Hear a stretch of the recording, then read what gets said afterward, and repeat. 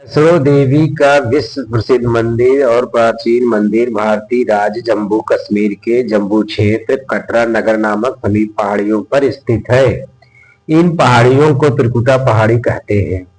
यहीं पर लगभग 5200 फीट की ऊंचाई पर स्थित है माता रानी का मंदिर। यह भारत में तिरुमला वेंकटेश्वर मंदिर के बाद दूसरा सर्वाधिक देखे जाने वाला मंदिर स्थल है। त्रिकुटा की पहाड़ियों पर स्थित एक गुफा है में माता वैष्णो देवी की स्वयं 3 मूर्तियां हैं। देवी काली दाएं, सरस्वती बाएं और लक्ष्मी मध्य पिंडी के रूप में गुफा में विराजित हैं। इन तीनों पिंडियों के सम्मिलित रूप वैष्णो देवी माता कहा जाता है। इन स्थान को माता का भवन भी कहा जाता है। पवित्र गुफा की लंबाई 98 फीट है। इस गुफा में एक बड़ा चबूतरा बना हुआ है। इस चबूतरे पर माता का आसन है, जहां देवी त्रिकुटा अपनी माताओं के साथ विराजमान रहती है। भवन वह स्थान है जहां माता ने भैरवनाथ का वध किया था।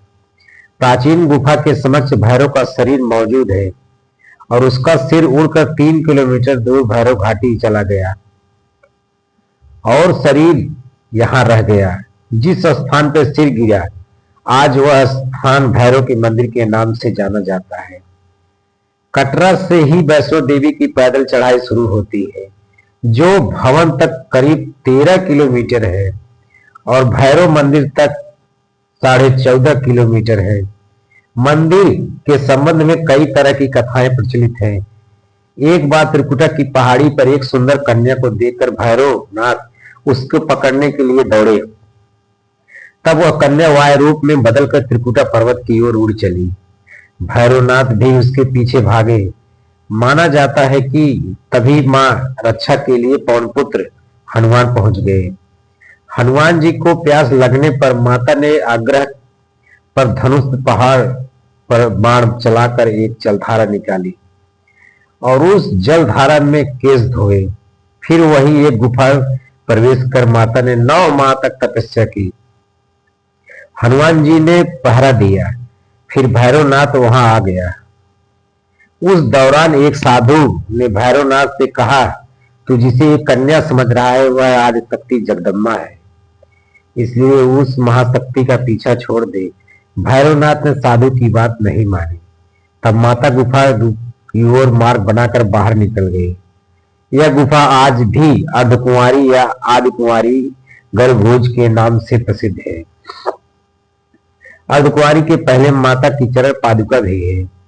यह वह स्थान है जहां माता ने भागते भागते मुड़कर भैरव को देखा था।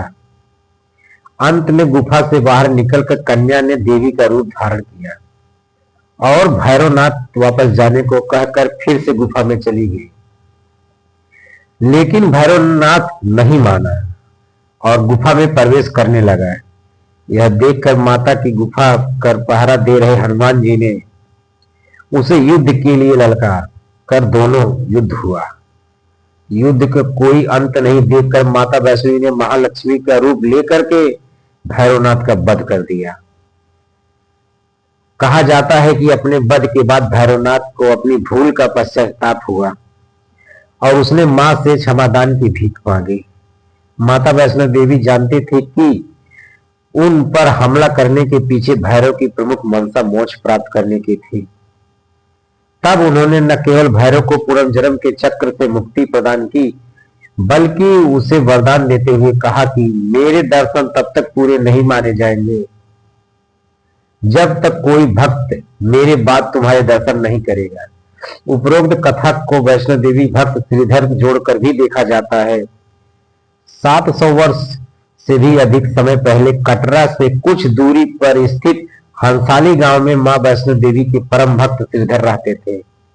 वे निसंतान और गरीब थे, लेकिन वे सोचा करते थे कि एक दिन वे माता भंडारा जरूर कराएंगे। एक दिन श्रीधर ने आसपास के सभी गांव वालों को प्रसाद ग्रहण करने का न्योता दिया और भंडारे वाले दिन श्रीधर अनुरोध करते हुए सभी के घर बारी बारी गए ताकि उन्हें खाना बनाने की सामग्री मिले और वह खाना बनाकर मेहमानों को भंडारे वाले दिन खिला सके। जितने लोगों ने उनकी मदद की वह काफी नहीं थी, क्योंकि मेहमान बहुत ज्यादा थे। वह सोच रहे थे इतने कम सामान के साथ भंडारा कैसे होगा। भंडारे के लिए एक दिन पहले श्रीधर पल पल के लिए सो नहीं पा रहे थे, यह सोचकर कि वह मेहमानों को भोजन कैसे कराएंगे। वह सुबह तक समस्याओं से घिरे हुए थे और बस देवी माँ से ही आस थी। वह अपनी झोपड़ी के बाहर पूजा के लिए बैठ गए। दोपहर तक मेहमान आना शुरू हो गए। श्रीधर को पूजा करते देख वहां जगह जगह दिखी, वहां बैठ गए सभी लोग। श्रीधर को छोटी सी कुटिया में आसानी से सब लोग बैठ गए। श्रीधर ने अपनी आंखें खोली और सोचा इन सभी को भोजन कैसे कराएंगे। तब उसने एक छोटी सी लड़की को झोपड़ी से बाहर आते देखा, जिसका नाम वैष्णवी था।